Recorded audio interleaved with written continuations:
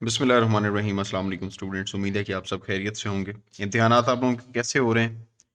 جو سپلی کے پیپر دے چکے ہیں پہلے، لازمی کمنٹس میں آپ نے بتانا ہے ہر صورت، اور ویڈیو کو لائک کر دیجئے گا، چینل کو سبسکرائب لازمی کر دیجئے گا۔ اسلامک اسٹڈیز جو آپ لوگوں کا کمپلسری سبجیکٹ ہے، اس کے گیس آپ لوگوں کے ساتھ شیئر کر دیتا ہوں، امپورٹنٹ کچھ جو انشاءاللہ تعالیٰ آپ لوگوں کے پیپر میں ضرور آئیں گے، اور شارٹ کوسچنز جو کہ بار بار یہی ریپیٹ ہوتے ہیں، تو ان کے آنسرز بھی میں ساتھ ساتھ آپ لوگوں کو بتاؤں گا، تو اس کو اچھے سے چاہے تو اپنے پاس لکھ لیجئے گا، چاہے ویڈیو کو پاز کر کر کے اسے یاد کر لیجئے گا یا ذہن میں بٹھا لیجئے گا کہ آپ لوگوں کے سوالوں کے جوابات کیا ہوں گے۔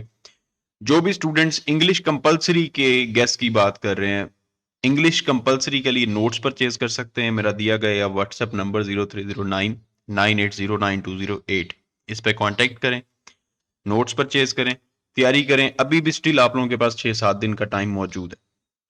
یہ پنجاب یونیورسٹی کے میں نے کچھ پیپر نکالے ہوئے تھے، اور پیپر نکال کے تو میں نے کچھ وہاں سے امپورٹنٹ ٹاپکس نکالے ہیں۔ کون کون سے آپ لوگوں کے ٹاپکس ہیں؟ پیپر آپ لوگوں کا ہے جی کل اسلامک سٹڈیز کا 23 تاریخ کو، ابھی میں 22 تاریخ کو ویڈیو ہی ریکارڈ کر رہا ہوں۔ سپلیمنٹری 2023 کے لیے یہ گیس ہیں۔ اسلامیت لازمی کے کچھ اہم سوالات: دین کی تعلیم سیکھنے کے حوالے سے حدیث میں کیا مثال دی جاتی ہے؟ حضور نبی کریم صلی اللہ علیہ وآلہ وسلم نے فرمایا، قرآن کی حفاظت کرنے والے کی مثال اڑتے ہوئے اترتے پر ہے، جس کی خوشبو اچھی ہوتی ہے اور مزیدار بھی، اور جو شخص قرآن کو حفظ نہیں کرتا اس کی مثال اندھی گدھے کی ہے جو کتابوں کو سواری میں لاد کر چل دیتا ہے۔ اور یہ حدیث دینی تعلیم اور قرآن کے حفظ کی اہمیت کو اجاگر کرتی ہے، انسانوں کو قرآن مجید کو حفظ کرنے کی ترغیب دیتی ہے کہ وہ اس کو اپنی زندگی کا حصہ بنائیں، اس کی تلاوت اور تدبر کا زیادہ سے زیادہ وقت دیں۔ حضور اکرم صلی اللہ علیہ وآلہ وسلم کی بیٹیوں کے نام: 3 بیٹیوں کے نام درج ذیل ہیں، فاطمہ زہرا رضی اللہ تعالیٰ عنہ، حضرت رقیہ رضی اللہ تعالیٰ عنہ، اور حضرت ام کلثوم رضی اللہ تعالیٰ عنہ، حضرت زینب رضی اللہ تعالیٰ عنہ۔ یہ آپ لوگوں نے اپنے پاس لکھ لینے ہیں، یہ سوال بار بار ریپیٹ ہوتا ہے، یہ لازمی طور پہ لکھ لیں۔ آپ کو پتہ ہے کہ آپ کے ایک ایک سوال کے 2 مارکس ہوتے ہیں۔ مسلمان خواتین کے لیے حجاب کے حکم میں کیا فوائد اور حکمت موجود ہے؟ انسانی حیثیت کا احترام: حجاب مسلمان خواتین کو انسانی حیثیت کا احترام حاصل کرنے میں مدد فراہم کرتا ہے۔ اجتماعی امن: حجاب ان کو اجتماعی امن فراہم کرتا ہے جو دوسرے لوگوں کی نظروں سے محفوظ رکھتے ہیں۔ دینی احکام کی پیروی: حجاب اسلامی شریعت کے اہم حصے میں سے ایک ہے اور مسلمان خواتین کو دینی احکام کی پیروی کرنے میں مدد فراہم کرتا ہے۔ پرہیزگاری: حجاب ان کی پرہیزگاری سکھاتا ہے ان کو، اور ان کو دنیاوی زیبائی کی تقاضے سے بہرا کر روحانیت کی ترقی کی طرف مائل کرتا ہے۔ فریضہ: حجاب ایک اسلامی فریضہ بھی ہے اور اس لیے ہر مسلمان خواتین پر یہ اپنے ایمان کی تسلی کے لیے لازمی طور پر پابندی ہے کہ وہ لازمی کرے۔ مساک مدینہ سے کیا مراد؟ مساک مدینہ ہجرت کے بعد اسلامی تاریخ کا اہم واقعہ ہے جو مدینہ منورہ میں ہوا تھا۔ اس وقت حضرت محمد صلی اللہ علیہ وآلہ وسلم اور مدینہ کے مختلف قبائل رہنے والے مسلمانوں کے درمیان ایک معاہدہ یا پیمانہ تھا جس میں منصوبہ بندی کی گئی کہ وہ ایک ایک دوسرے کی حمایت کریں گے اور متعین شرعی اصولات کے مطابق امر برآمد کریں گے۔ یہ واقعہ مسلمانوں کے لیے اہم تھا کیونکہ اس نے مسلمانوں کے درمیان اتحاد کو مضبوط کیا اور ان کی مشترکہ سیاسی اور اقتصادی حیثیت کا تعین کیا۔ تعلیم قرآن کی فضیلت میں کسی ایک حدیث کا ترجمہ لکھیں۔ حضور اکرم صلی اللہ علیہ وآلہ وسلم نے فرمایا، قرآن کو تلاوت کرتے رہو کیونکہ یقیناً قیامت کے دن یہ اپنے کاریوں کے لیے شفاعت کرنے والا ہے۔ 2 مسلمان گروہوں کے باہم لڑائی میں دیگر مسلمانوں کے لیے کیا ہدایات دی گئی ہیں؟ اسلام میں 2 مسلمان گروہوں کے درمیان لڑائی کی صورت میں خصوصی حکمت ہے جو ان دونوں کو روایتی طور پر اختلافی صورتحال کی بجائے صلح اور مصالحت کے رستے پر لے جاتا ہے۔ نیچے دیے گئے اقوال حضور نبی کریم صلی اللہ علیہ وآلہ وسلم اور قرآن میں اہم ہدایات ہیں جو مسلمانوں کے لیے ہمیشہ لڑائی سے پرہیز کرنے کو کہتے ہیں۔ قرآن میں اللہ تعالیٰ فرماتے ہیں، اور اگر 2 گروہ مومنوں کے درمیان لڑائی ہو جائے تو ان کی صلح کرواؤ۔ سورۃ الحجرات میں یہ آیت نمبر 9۔ حضور نبی کریم صلی اللہ علیہ وآلہ وسلم نے فرمایا، مسلمان کسی دوسرے مسلمان کو قتل نہ کرے، نہ اس کے آگے بربری کرے، نہ اس کے پیچھے چگلی کرے، نہ کسی کو اس کے مال میں زیادتی کرے اور نہ کسی سے دوستی ٹالے۔ صحیح بخاری شریف۔ حضور نبی کریم صلی اللہ علیہ وآلہ وسلم نے فرمایا کہ مسلمان دوسرے مسلمان کو دکھ نہ دے، نہ اسے ذلیل کرے اور نہ اس پر جھوٹ بولے، صحیح مسلم شریف۔ اس کے بعد نیکسٹ ہمارا سوال ہے صلح نامہ حدیبیہ کے 2 شرائط تحریر کریں۔ 2 شرائط جو صلح نامہ حدیبیہ میں شامل تھیں، یہ معاہدے کی پہلی شرط تھی، اس کا معنی ہے کہ کسی مسلمان کو حج ختم کرنے، قرآن کی تلاوت کرنے یا اسلامی رسومات کی پابندی کے سبب سے کسی بھی قوم کے ساتھ تجارت یا تعلقات قائم نہ ہوں، یہ پہلی شرط ہے۔ دوسری شرط یہ تھی کہ کسی مشرک کو مسلمانوں کے ساتھ تجارت کرنے یا تعلقات بنانے کی پابندی نہیں رہے گی۔ اگلا سوال ہے نبی کریم صلی اللہ علیہ وآلہ وسلم کی دعوت پر 4 ابتدائی مسلمان ہونے والوں کے نام۔ 4 ابتدائی مسلمان کون تھے؟ حضرت خدیجہ بنت خویلد رضی اللہ تعالیٰ عنہ، حضرت علی بن ابی طالب رضی اللہ تعالیٰ عنہ، حضرت زید بن حارث، حضرت ابو بکر صدیق رضی اللہ تعالیٰ عنہ۔ یہ 4 شخصیات تھیں جو حضور نبی کریم صلی اللہ علیہ وآلہ وسلم کی پہلی مسلمانوں میں سے تھی، جو ان کی دعوت پر ایمان لائے اور ان کے روحانی رہنما بنے۔ قرآن اور حدیث میں غیبت کو سخت گناہ کیوں قرار دیا گیا؟ غیبت ایک ایسا گناہ ہے جس کے مرتکب کو اللہ تعالیٰ باوجود ندامت اور توبہ اس وقت تک معاف نہیں کرتا جب تک وہ شخص معاف نہ کر دے جس کی غیبت کی گئی ہے۔ یہی وجہ ہے کہ شریعت میں غیبت کو تمام کبائر سے زیادہ مہلک اور سنگین گناہ قرار دیا گیا۔ اکثر یہ بھی دیکھنے میں آیا ہے کہ ایک شخص غیبت کرتا ہے اور جب اس سے کہا جاتا ہے کہ غیبت نہ کرو تو وہ کہتا ہے کہ میں تو اس شخص کا صحیح عیب بیان کر رہا ہوں، یہ غیبت نہیں ہے۔ حالانکہ غیبت کے بارے میں حضور نبی کریم صلی اللہ علیہ وآلہ وسلم نے فرمایا، تمہیں معلوم ہے غیبت کیا چیز ہے؟ لوگوں نے عرض کیا، اللہ تعالیٰ اور رسول اکرم صلی اللہ علیہ وآلہ وسلم کو اس کا بہتر علم ہے۔ تو ارشاد فرمایا، غیبت یہ ہے کہ تو اپنے بھائی کے بارے میں ایسی بات کہے جو اسے بری لگے۔ کسی نے عرض کیا، اگر میرے بھائی میں وہ برائی موجود ہو تو کیا اس کو بھی غیبت کہا جائے گا؟ فرمایا، جو کچھ تم کہتے ہو اگر اس میں موجود ہو تو یہ جبھی تو غیبت ہے، اور اگر تم ایسی بات کہو جو اس میں موجود نہ ہو تو وہ بہتان ہے۔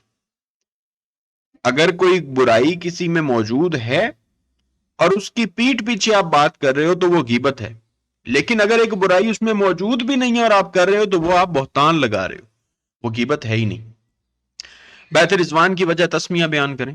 آپ حضور صلی اللہ علیہ وآلہ وسلم نے ایک درخت کے نیچے بیٹھ کر تمام جانثاروں سے بیعت لی کہ جب تک حضرت عثمان کا قصاص نہیں لیں گے اس جگہ سے نہیں ہلیں گے، مرتے دم تک حضرت محمد صلی اللہ علیہ وآلہ وسلم کا ساتھ دیں گے۔ اس بیعت کو بیعت رضوان کہا جاتا ہے۔ وہ درخت شجرۃ الرضوان کہلاتا ہے۔ قرآن پاک کو سورۃ فتح میں اس واقعہ کی طرف اشارہ موجود ہے۔ قرآن حکیم میں غیر محرم سے گفتگو کے زمن میں ازواج مطہرات کو کیا ہدایات دی گئی ہیں؟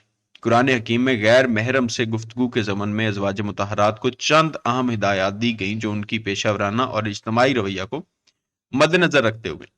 پردہ، قرآن میں حضور نبی کریم صلی اللہ علیہ وآلہ وسلم کی ازواج کو پردے کے پابند کرنے کی تعلیم دی گئی ہے، اور اس کے تحت ان کو غیر محرم اشخاص سے چہرہ، بدن اور زیبائی کو مخفی رکھنے کی ہدایت ہے۔ سورۃ الاحزاب آیت نمبر 59۔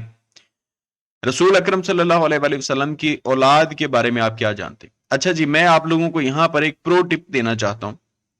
جیسے میں آپ لوگوں کو یہ سوالوں کے جواب ساتھ ساتھ دیتا جا رہا ہوں، آپ لوگ اسلامیات میں جب بھی اپنا پیپر مکمل کرتے ہیں تو اس میں ایکسٹرا اور اچھے نمبر لینے کا ایک کلیہ یہ بھی ہے کہ آپ جو حدیث یا جو آیت کا ترجمہ کوٹ کر رہے ہیں، جو لکھ رہے ہیں، یا جس سوال کا بھی جواب دے رہے ہیں، اگر اس کے آگے اس کا آپ ریفرنس دے دیتے ہیں، جیسے کہ یہاں پر لکھا گیا ہے کہ یہ جو آیت ہے یہ سورۃ الاحزاب سے آیت نمبر 59 ہے، اس کا اگر آپ ریفرنس دے دیتے ہیں تو اس سے بہت زیادہ کنسیڈر ہوتا ہے کہ اس بندے کے پاس بہت زیادہ نالج ہے اور آپ کو اچھے نمبر مل جاتے ہیں۔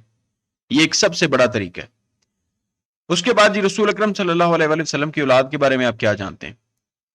قاسم بن محمد صلی اللہ علیہ وآلہ وسلم، ابراہیم محمد صلی اللہ علیہ وسلم، عبداللہ بن محمد صلی اللہ علیہ وسلم، حضرت فاطمہ الزہرا رضی اللہ تعالیٰ عنہ، ام کلثوم بن محمد صلی اللہ علیہ وسلم، رقیہ بنت محمد صلی اللہ علیہ وسلم، اور حضرت زینب بنت محمد صلی اللہ علیہ وآلہ وسلم۔ حدیث کی روشنی میں فہم دین کی کیا فضیلت بیان کی گئی؟ ارشاد ربانی ہے، اللہ کے نزدیک دین صرف اسلام ہے۔ فہم دین کا تمام دار و مدار قرآن و حدیث پر ہے، اور ہر مسلمان مرد اور عورت کی یہ ذمہ داری ہے کہ وہ اگر رسوخ فی العلم حاصل نہیں کر سکتا تو کم از کم اتنا فہم دین ضرور حاصل کرے جس سے دین اسلام کے بنیادی عقائد اور عبادات اور مسائل سے واقف ہو جائے۔ فہم دین کی فضیلت بیان کریں. یہ سوال آپ کا انتہائی اہم ہے. دین اسلام اللہ تعالیٰ کے سب سے نزدیک دین ہے اور فہم دین کا تمام دار و مدار قرآن اور حدیث پر ہے، اور ہر مسلمان اور عورت، مرد و عورت کی ذمہ داری ہے کہ اگر وہ تعلیم بہت زیادہ حاصل نہیں کر سکتا تو کم از کم دین اسلام کی بنیادی عقائد اور عبادات اور اس سے واقف جو مسائل ہیں اس سے واقف ہونا چاہیے، اتنا اس کے پاس ضروری نہ ہو. سیرت نبی صلی اللہ علیہ وآلہ وسلم پر کسی ایک کتاب اور اس کے مصنف کا نام بیان کریں. آخری پیغمبر صلی اللہ علیہ وآلہ وسلم، مصنف محمد جمیل اختر. 40 خصوصیات محمد صلی اللہ علیہ وآلہ وسلم، مصنف محمد عظیم حاصل پوری. ہجرت کے لفظی اور اصطلاحی معنی بیان کیجئے. ہجرت کا مطلب ہوتا ہے کسی ایک جگہ سے دوسری جگہ پر شفٹ کر جانا، کسی ایک جگہ سے دوسری جگہ کوچ کر جانا، ایک جگہ یا مقام کو چھوڑ کر کسی دوسری جگہ منتقل ہو جانا ہجرت کہلاتا ہے. اور اسلام میں ہجرت کے معنی ہے کہ مسلمان جہاں محکوم اور مظلوم ہوں وہاں سے منتقل ہو کر کسی ایسی جگہ چلے جائیں جہاں انہیں مذہبی آزادی ہو. تہذیب اور تمدن میں کیا فرق ہے؟ تہذیب کا تعلق نظریات سے ہوتا ہے، تمدن کا اعمال سے ہوتا ہے. تمدن اصل میں کسی خاص تہذیب کی عملی صورت کا نام ہے. کہا جا سکتا ہے کہ تہذیب اصل ہے، تمدن اس سے پھوٹنے والی شاخ جو کسی مخصوص جغرافیائی ماحول میں پیدا ہوتی ہے. جملہ فعلیہ کے دو اہم حصے کون سے ہیں؟ جملہ فعلیہ کے بنیادی اجزاء 3 ہوتے ہیں: فاعل، فعل اور مفعول. جملہ فعلیہ آپ کا جو سمپل سنٹینس ہوتا ہے انگلش میں بھی جسے آپ کہتے ہیں فعل کسے کہتے ہیں؟ کام کو. فاعل کرنے والا، مفعول جس پر کام ہو رہا ہوتا ہے، سبجیکٹ، ورب اینڈ آبجیکٹ. ٹھیک ہے، تو یہ آپ کے جملہ فعلیہ کے اہم حصے ہیں. اس میں 3 بنیادی اجزاء ہوتے ہیں: فاعل، فعل اور مفعول. اگر مفعول کو نکال بھی دیں تو یہاں پر فاعل اور فعل یہ 2 اہم حصے ہیں فعلیہ جملے کے، کہ کام ہو اور کام کرنے والا ہو. کیا کیا جا رہا ہے میٹر نہیں کرتا، لیکن جملہ فعلیہ کے 2 اہم حصے یہ ہیں کہ فاعل ہونا چاہیے، obviously کام کرنے والا ہوگا تو کوئی کام ہوگا، اور جو کرنے والا انسان ہے وہ کوئی کام بھی کر رہا ہو. فاعل اور فعل یہ 2 لازمی حصے ہیں.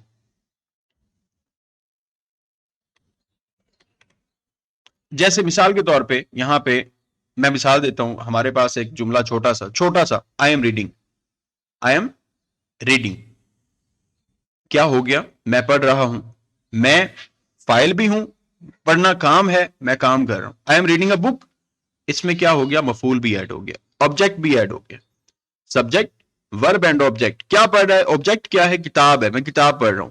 آئی ایم ریڈنگ، میں پڑھ رہا ہوں، صرف فاعل اور فعل موجود ہے. آئی ایم ریڈنگ اے بک، یہاں پر فاعل، فعل اور مفعول تینوں چیزیں موجود ہیں. تو جملہ فعلیہ کے 2 اہم حصے جب آپ سے پوچھے جائیں تو فاعل اور فعل آپ نے بتانا ہے، کام کرنے والا اور کام. مرکب اضافی کی 2 مثالیں بیان کریں. مرکب اضافی میں 2 لفظ ہوتے ہیں. پہلے لفظ کو مضاف کہتے ہیں اور بعد والے لفظ کو مضاف الیہ کہتے ہیں. مثال دولت فراز. دولت مضاف ہے اور فراز مضاف الیہ ہے، جس کی خصوصیت بیان کی جا رہی ہے. مرکب اضافی، دولت فراز، فراز کی دولت. عام طور پر مرکب اضافی میں زیر کے معنی کے، کا، کی کے نکالے جاتے ہیں. یہاں پر یہ نیچے اس کی ڈیفینیشن بھی آگے جو میں یہاں پہ آپ کو اوپر بتا چکا ہوں. دولت فراز، فراز کی دولت. محل ایاز، ایاز کا محل. قلم کامران، کامران کا قلم. دولت فراز، فراز کی دولت. مرکب توصیفی کی وضاحت کریں. ایسے مرکب جو اسم، صفت اور موصوف سے مل کر بنتے ہیں انہیں گرامر کی زبان میں مرکب توصیفی کہتے ہیں. سرخ پھول، سرخ پھول. اب پھول ہے لیکن اس کی صفت کیا ہے کہ وہ سرخ ہے. سیاہ رات، رات اس کی صفت کیا ہے؟ وہ سیاہ ہے. نیک لڑکا، لڑکا ایک ناؤن ہے، اس کی صفت کیا ہے کہ وہ نیک ہے. سرخ، سیاہ، نیک اس میں صفت، پھول، رات اور لڑکا موصوف ہیں. مرکب توصیفی کے 2 اہم حصے کون سے؟ اسم، صفت اور موصوف. ازواج مطہرات کن معنوں میں امت کے مومنین کی مائیں ہیں؟ قرآن کا فرمان ہے کہ نبی کا مومنوں پر ان کی جانوں سے زیادہ حق ہے، اور آپ صلی اللہ علیہ وآلہ وسلم کی بیویاں ان کی مائیں ہیں، اور اللہ کے حکم میں مسلمانوں اور ہجرت کرنے والوں سے زیادہ آپس کے رشتہ داروں کا ایک دوسرے پر حق ہے، سوائے اس کے کہ تم اپنے دوستوں کے ساتھ احسان کرو. یہ کتاب کا لکھا ہے. الاحزاب. عورت کو زینت چھپانے کے حوالے سے کسی قرآنی آیت کا خلاصہ دیں. قرآن کریم کے متعدد مقامات پر اس بات کی واضح اشارات موجود ہیں کہ عورت کا چہرہ اور دونوں ہاتھ بھی مقام ستر ہیں اور ننگے منہ اس کا گلی بازار میں نکلنا جائز نہیں ہے۔ اسلامیات ہم پڑھتے تو ہیں، لیکن جب یہ چیزیں پڑھتے ہیں تو یقیناً ہمارے ذہن میں یہ چیز آتی ہے کہ ہم فالو کہاں پہ کر رہے ہیں، اسلامیات کی کتاب کو ہی ہم فالو کہاں پہ کر رہے ہیں، قرآن مجید تو بہت دور کی بات ہے۔ اس سلسلے میں سب سے پہلے سورہ نور آیت نمبر 13 ارشاد الہی ہے، اور اے پیغمبر مسلمان عورتوں سے کہہ دے کہ اپنی نگاہ نیچی کریں، اپنی عصمت میں فرق نہ آنے دیں اور اپنی زینت ظاہر نہ کریں سوائے اس کے جو خود بخود ظاہر ہو جائے، اور انہیں چاہیے کہ وہ اپنے سینوں پر دوپٹے کا پلو ڈالے رکھے۔ ختم نبوت کے بارے میں ایک آیت یا اس کا ترجمہ: آج میں پورا کر چکا تمہارے لیے دین، اور پورا کیا تم پر میں نے احسان اپنا، اور پسند کیا میں نے تمہارے واسطے اسلام کو دین۔ اے ایمان والو، ایمان لاؤ اللہ پر اور اس کے رسول حضرت محمد صلی اللہ علیہ وآلہ وسلم پر، اور اس کتاب پر جس کو اپنے رسول پر نازل کیا، اور ان کتابوں پر جو ان سے پہلے نازل کی گئیں۔ صلح نامہ حدیبیہ کی دو شرائط۔ صلح نامہ حدیبیہ کی جو شرائط تھی، مسلمان اس سال واپس چلے جائیں، اگلے سال آئیں اور صرف 3 دن قیام کر کے چلے جائیں۔ دوسری شرط، ہتھیار لگا کر نہ آئیں، صرف تلواریں ساتھ لائیں، وہ بھی نیام میں، اور نیام بھی تھیلے میں ہونی چاہیے۔ اگر کوئی شخص مکہ سے مدینہ جائے گا تو اسے واپس کر دیا جائے گا، اور اگر کوئی مسلمان مکہ آ جائے تو واپس نہیں کیا جائے گا۔ قبائل عرب کو اختیار ہوگا کہ فریقین میں سے جس کے ساتھ چاہیں معاہدے میں شریک ہو جائیں۔ صلح نامہ کی مدت 10 سال ہوگی۔ اس عرصے میں کوئی فریق دوسرے فریق کی جان و مال پر معترض نہ ہوگا اور باہم امن و امان سے رہیں گے۔ تہذیب کے لغوی معنی کیا ہوتے ہیں جی؟ کانٹ چھانٹ کرنا، پاک صاف کرنا، سنوارنا اور اصلاح کرنا۔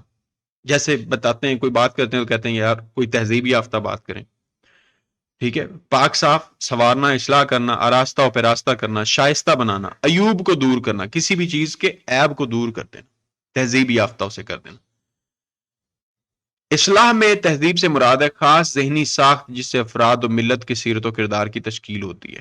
مسلمانوں کے باہمی تعلقات کے حوالے سے سورۃ الحجرات میں کیا احکام بیان کیے گئے ہیں؟ اے ایمان والو، بہت بدگمانیوں سے بچو، یقین مانو کہ بعض بدگمانیاں گناہ ہیں، اور بھید نہ ٹٹولا کرو، اور نہ تم میں سے کوئی کسی کی غیبت کرے۔ کیا تم میں سے کوئی بھی اپنے مردہ بھائی کا گوشت کھانا پسند کرتا ہے؟ تم کو اس سے گھن آئے گی، اور اللہ سے ڈرتے رہو، بے شک اللہ توبہ قبول کرنے والا مہربان ہے۔ ختم نبوت کے بارے میں 2 احادیث۔ اب نبوت اور رسالت کا انقطاع عمل میں آ چکا ہے، لہٰذا میرے بعد نہ کوئی رسول آئے گا نہ کوئی نبی۔ ترمذی شریف۔ میری امت میں 30 اشخاص کذاب ہوں گے، ان میں سے ہر ایک کذاب کو گمان ہوگا کہ وہ نبی ہے، حالانکہ میں خاتم النبیین ہوں اور میرے بعد کوئی نبی نہیں آئے گا۔ ترمذی شریف۔ نیت کے مطابق اجر کے حوالے سے حدیث میں کیا مثال دی گئی ہے؟ نیت کا اجر کیا ہوتا ہے؟ یہ بھی سنا آپ لوگوں نے کہ نیکی کی جب آپ نیت کر لیتے ہیں تو اللہ تعالیٰ کی ذات اس کا ثواب، اس کا اجر عطا فرما دیتے ہیں۔ اعمال کے ثواب کا دار و مدار نیتوں پر ہے، اور ہر شخص کے لیے وہی کچھ ہے جس کے لیے اس نے نیت کی۔ پس جس کی ہجرت اللہ اور اس کے رسول صلی اللہ علیہ وآلہ وسلم کی طرف ہو تو اس کی ہجرت اللہ اور اس کے رسول صلی اللہ علیہ وآلہ وسلم کی طرف ہوگی، اور جس کی ہجرت دنیا کی طرف ہو، اسے حاصل کرنا مقصود ہو، یا کسی عورت کی طرف کہ اس سے نکاح کرنا چاہے، تو وہ جس کی طرف ہجرت کرے گا اس کی ہجرت اس کی طرف شمار ہوگی۔ صحیح بخاری۔ اس کے متعلق میں آپ کو ایک چھوٹا سا واقعہ بھی سنا دیتا ہوں۔ ایگزیکٹلی آئی ڈونٹ ریمبر، لیکن ایک صحابی کے پاس حضور پاک صلی اللہ علیہ وسلم آئے، یا ایک صحابی کا یہ واقعہ ہے کہ انہوں نے اپنا گھر بنایا اور اس گھر میں ایک چھوٹا سا روشن دان رکھا، ایک چھوٹی سی ونڈو رکھی۔ میں پہلے آپ کو بتا چکا ہوں کہ اللہ تعالیٰ غلطی کوتاہی معاف فرمائے۔ ونڈو رکھی ایک، تو ان سے پوچھا گیا کہ آپ نے یہ جو چھوٹی سی ونڈو یا جو کھڑکی بنائی ہے یہ کیوں رکھی ہے؟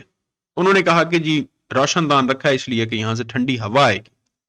تو انہیں یہ کہا گیا کہ اگر نیت یہ کر کے رکھ لیتے کہ اللہ تعالیٰ کی طرف سے، اللہ تعالیٰ کے گھر سے جب اذان آیا کرے گی تو اس اذان کی آواز میرے کانوں میں آئے گی اور میں نماز کے لیے جاؤں گا، نیت یہ رکھ لیتے، ٹھنڈی ہوا تو آنی ہی آنی تھی، لیکن نیت کا ثواب آپ کو ساتھ ساتھ ملتا رہتا۔ نیت کا یہ پھل ہے۔ یہ جو سامنے میرے سوال آیا تو میرے ذہن میں وہ واقعہ فوراً آ گیا۔ مساک مدینہ کی 2 شرائط تحریر کریں۔ تمام مسلمان اپنے آپ کو رضاکار سمجھیں گے، مسلمان آپس میں امن و اتحاد قائم رکھیں گے جو اسلام کی بنیاد ہے، اگر ان میں کوئی اختلاف ہو تو آپ حضور صلی اللہ علیہ وآلہ وسلم کے فیصلے کو تسلیم کریں گے، مواخات مدینہ سے کیا مراد ہے؟ حضرت محمد صلی اللہ علیہ وآلہ وسلم کی ہجرت مدینہ کے بعد انصار اور مہاجرین کے درمیان اخوت کا رشتہ قائم کرنے کا مواخات کہتے ہیں۔ آیت کا ترجمہ سورۃ البقرہ آیت 1 سے 7، آیت نمبر 285 286 لازمی کر لیجئے گا۔ سورۃ احزاب آیت نمبر 5 6 21 40 56 اور 57۔ سورۃ فتح آیت نمبر 27 to 29۔ سورۃ الصف آیت 1 2 3۔ سورۃ الحجرات آیت 2 3 6 7 8 10 11 12 13 15 and 151۔ سورۃ انعام آیت 151 152۔ سورۃ الفرقان آیت نمبر 63 64 68 and 75، 68 سے 75 تک انتہائی ہم حدیث ہیں۔ 1 2 3 4 اور 5ویں بھی آپ نے لازمی کرنی ہے۔ 6 7 10 11 13 14 16 19 20 اور 21 اور 23 یہ انتہائی اہم حدیث ہیں، مارک کر لیں اپنے پاس۔ 10 ذیل میں سے کسی ایک پر نوٹ لکھیں۔ فتح مکہ، یہ آپ کے موسٹ امپورٹنٹ کوسچن ہے۔ فتح مکہ اور صلح نامہ حدیبیہ، ان دونوں میں سے ایک لازمی آپ کے کوسچن پیپر میں آتا ہے اسلامیات۔ سیرت نبوی صلی اللہ علیہ وسلم کی عصری اہمیت، خطبہ حجۃ الوداع۔ سیرت نبوی پہ بھی سوال آتا ہے لازمی، لیکن صلح حدیبیہ اور فتح مکہ ان دونوں میں سے ایک سوال لازمی ہوتا ہے، ایک پوائنٹ آپ کا لازمی ہوتا ہے جس کو آپ نے لکھنا ہوتا ہے۔ دو میں سے ایک کرنا ہوتا ہے، تو ان دونوں میں سے ایک لازمی آتا ہے۔ 10 ذیل میں سے کسی ایک پر نوٹ لکھیں۔ اسلامی ثقافت کی خصوصیات، اسلامی تہذیب، بنیادی انسانی حقوق، اسلامی اور مغربی تہذیب کے خصائص کا موازنہ اور مغربی تہذیب کی خصوصیات۔ یہ آپ لوگوں کا اسلامیات کا مکمل پیپر تھا۔ شارٹ کوسچنز میں نے آپ لوگوں کو بتا دیے ہیں، 8-10 ہوتے ہیں، آئی گیس اس میں سے 5 کرنے ہوتے ہیں، اور باقی صورتیں ہیں اور آیات اور احادیث آ جاتی ہیں۔ اس کے بعد 2 سوال ہوتے ہیں جن میں سے آپ کو 2 دیے ہوتے ہیں، 2 میں سے ایک پہ آپ نے نوٹ لکھنا ہوتا ہے۔ وہ 4 میں نے آپ کو بتا دیے کہ وہ چاروں امپورٹنٹ ہیں، لازمی کر لیں انشاءاللہ تعالی بفضل خدا۔ پیپر آپ لوگوں کا بہت اچھا ہو جائے گا۔ اللہ تعالیٰ آپ سب کو سلامت رکھے۔ چینل کو سبسکرائب لازمی کر لیجئے گا، ویڈیو کو لائک کر دیجئے گا۔ خدا حافظ۔